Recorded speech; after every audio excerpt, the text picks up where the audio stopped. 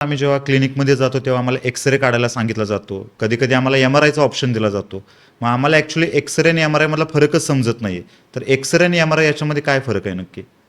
X ray मध्ये आपले bone दिसतात, बोनची अलाइनमेंट दिसते की बोन कुठे तिरका झालेला आहे. त्याचबरोबर पेल्विस आपल्याला एक्झॅक्ट समजतो.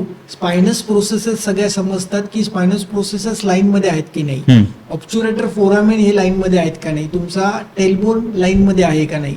त्याचबरोबर बोन तुमचे कशा स्वरूपात आहे, बोनचं डिजनरेशन कितपत आहे, बोन किती प्रमाणात झिजलेत, हे सगळं तिथे समजतं. आणि MRI मध्ये तिथे काही मांसाची गाठ आली आहे का, तिथे पाणी जे बाहेर आलंय, जे नस दबली गेली, नसा चोकअप झाल्यात, त्या स्लिप डिस्क जी झालेली आहे, डिस्क जी बाहेर आली आहे, ती डिस्क बल्जिंग मध्ये आहे, हर्निएशन मध्ये आहे का पोट्रुजन मध्ये आहे. या तिन्ही गोष्टी तिथे समजतात. किती प्रमाणात त्याचा एपिकॅनोल डायमीटर आहे, म्हणजे गादी किती प्रमाणात बाहेर आली, 2 mm, 4 mm, 6 mm, 8 mm, हे आपल्याला MRI मध्ये दिसतं.